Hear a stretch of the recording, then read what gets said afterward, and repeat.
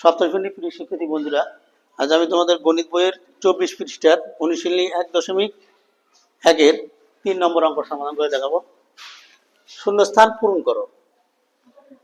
আমাদের গণিত বইয়ের এখানে দেওয়া আছে কটাতে, যে আমরা ক যদি করি, দেওয়া আছে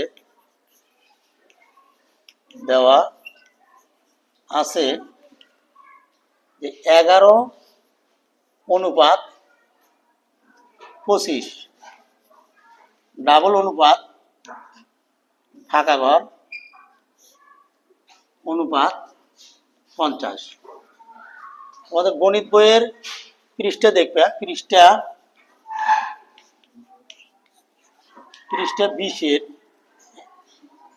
20 এখানে দেখবে ডাবল অনুপাতের পরিবর্তে এটা সমান সমান অথবা সমান সমান ব্যবহার করতে পারি। এই চিহ্নের পরিবর্তে সমান চিহ্ন ব্যবহার করতে পারি। দেখি যে তাহলে 11:25, তাহলে এটার পরিবর্তে আমরা ব্যবহার করি সমান সমান ফাঁকা ঘর অনুপাত 50। এই অনুপাত মানে ভাগ, অনুপাত মানে কি ভাগ, তাহলে 11/25 লিখতে পারি সমান সমান, তাহলে ফাঁকা ঘরটা উপরে দেই, নিচে 50, এটা আড়াআড়ি গুণ। এই 11 দিয়ে এটাকে গুণ, এই 25 দিয়ে খালি ঘর গুণ। তাহলে আমরা যেহেতু খালি ঘর বাই করবো, খালি ঘরটা আমরা বাম পাশে নেই, গুণন 25, মানে এটি আড়াআড়ি গুণ। তাহলে খালি ঘর গুণন 25, তাহলে 11 গুণন 50। দেখো আমরা খালি ঘর মান যেহেতু বাই করবো, খালি ঘরটা রেখে দিই, খালি ঘর সমান সমান, এই জায়গায় যদি গুণ থাকে, এই 25 গুণ অবস্থা আসে, পরে যা ভাগ হয়ে যায়, এই পাশে যা ভাগ হয়ে যায়, 11 গুণন 50, নিচে হলো 25 দিয়ে আমরা 50 ভাগ করলে 2 বার যায়, 2। তাহলে দেখো সেই 11কে 2 দিয়ে গুণ করলে 22 হবে। সুতরাং ফাঁকা ঘর ইকুয়াল টু 22। তাহলে আমাদের এখানে কত বসবে? এখানে তাহলে দেখো 22 বসানো যায়, উত্তর 22। তাহলে ফাঁকা ঘরে আমাদের 22 বসলো। ক শেষ। খ একই নিয়মই। খ দেখো,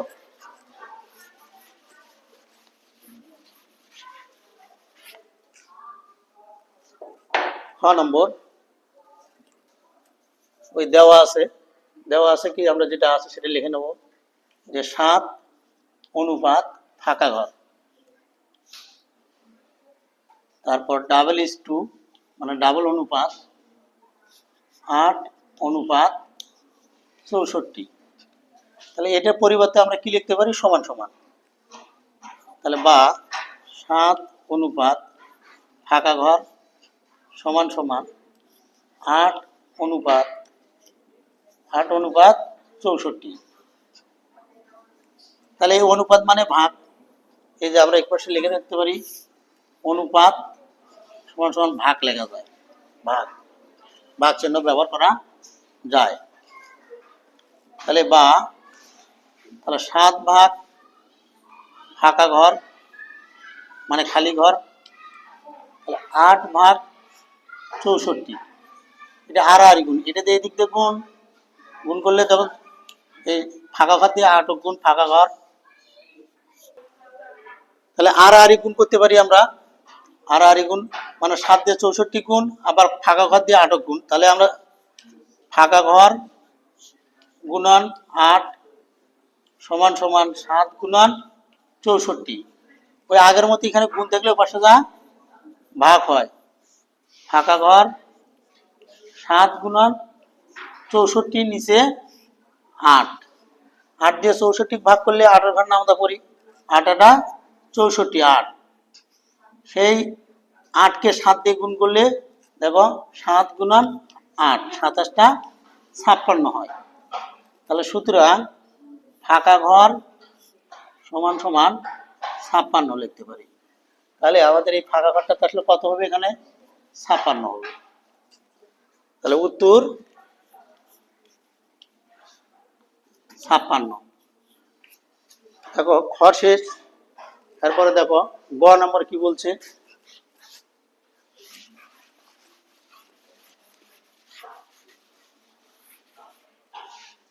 ওই দেওয়া আছে গ নম্বর, দেওয়া আছে যে এটা দশমিক আছে 2.5,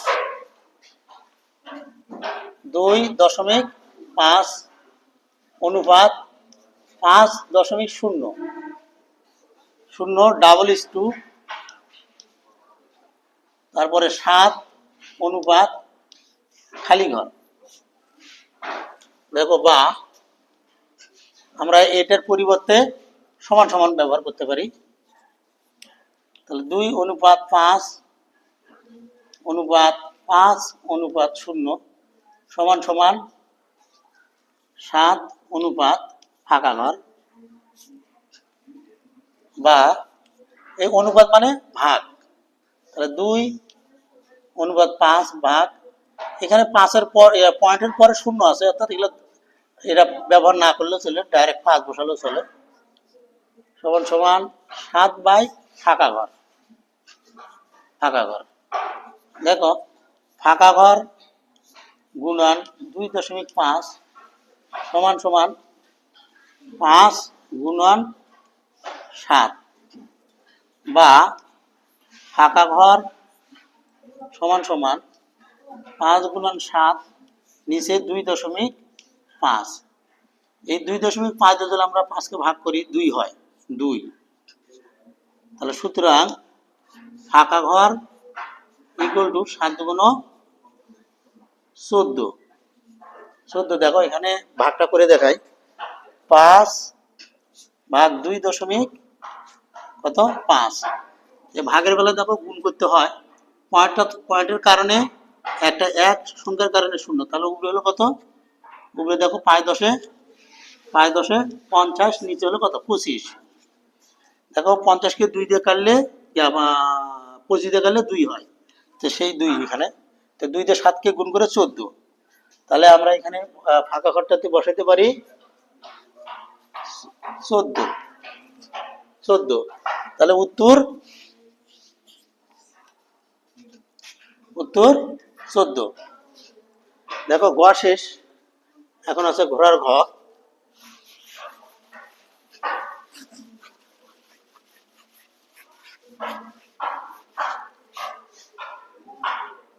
ঘোড়ার ঘ কি বলছে, ওই দেওয়া আছে 1/3 অনুপাত 1/5, 5 ডাবল অনুপাত ফাঁকা ঘর অনুপাত 7/10।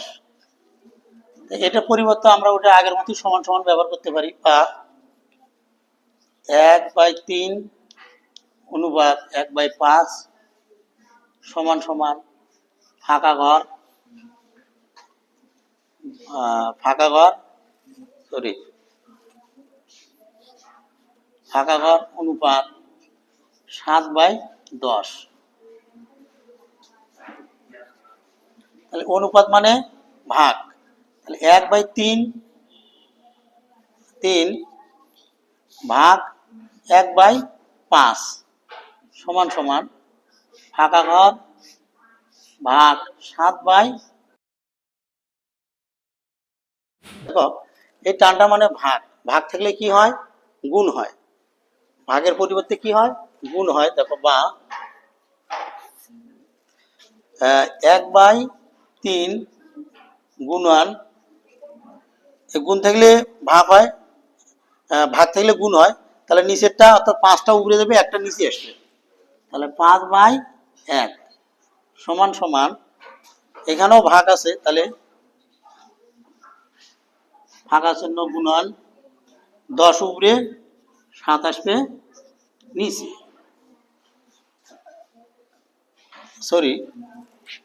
10 উপরে 7 নিচে। তাহলে বা দেখো 1 1 কাটে যায়, তাহলে এখানে থাকলো আমাদের কত যে উপরে 5 নিচে 3 সমান সমান, এটা যদি গুণ করি আমরা তাহলে ফাঁকা ঘর গুণন 10 নিচে আসে 7। দেখো বা এটা যদি আড়াআড়ি গুণ করি আমরা, এটা গুণ করলে ফাঁকা ঘর 3 10 30, আর এটা গুণ করলে 5 7 35। তাহলে বা ফাঁকা ঘর সমান সমান, এই পাশে গুণতে হলে পাশে ভাগ হয়ে যায়, 30 35 ভাগ 30। যদি আমরা এটা ভাগ দেখি, দেখো 30 ভাগ 35 একবার যায়, এটা হলো 30, থাকলে কত আছে 5। তাহলে আমরা লিখতে পারি, যদি পয়েন্ট দিই এখানে একটা শূন্য দিই, আবার একবার যায়, কত হয় 30 বিয়োগ করলে 20।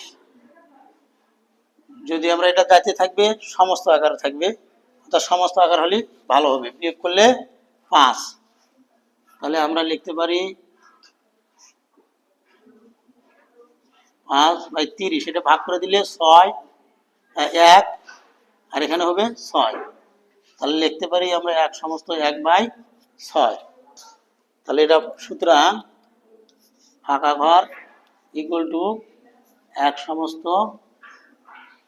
6/1। তাহলে আমরা এখানে পয়েন্টও দিতে পারি, এখানে লিখতে পারি আমরা কি 1 সমস্ত 1/6। সূত্রের এই সর্বশেষ অঙ্ক ঘোড়ার ঘর।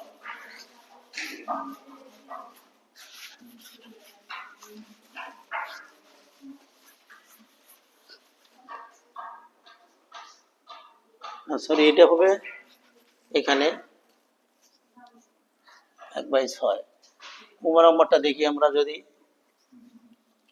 দেওয়া আছে ফাঁকা ঘর অনুপাত 12.5 ডাবল ইস টু 5 অনুপাত 25। তাহলে বা তাহলে ফাঁকা ঘর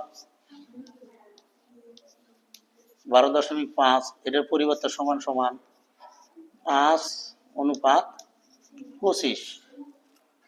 দেখো এটা অনুপাত মানে ভাগ, তাহলে ফাঁকা ঘরটা উপরে যাবে, নিচে 12.5 সমান সমান 5/25। আর যদি আমরা গুণ করি, ফাঁকা ঘর গুণন 25, এখানে 5 গুণন 12.5। দেখো ফাঁকা ঘর, তাহলে 5 গুণন 12.5 নিচে হবে 25।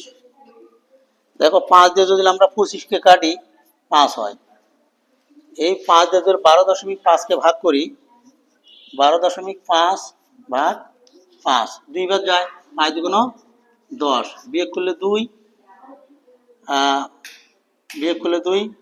তাহলে এখানে পয়েন্ট দেই, পয়েন্ট দিলে তাহলে এখানে আমরা 25 নামাই, 5 নামাই, তাহলে 25 হলো, 5 হলো, 5 5 25।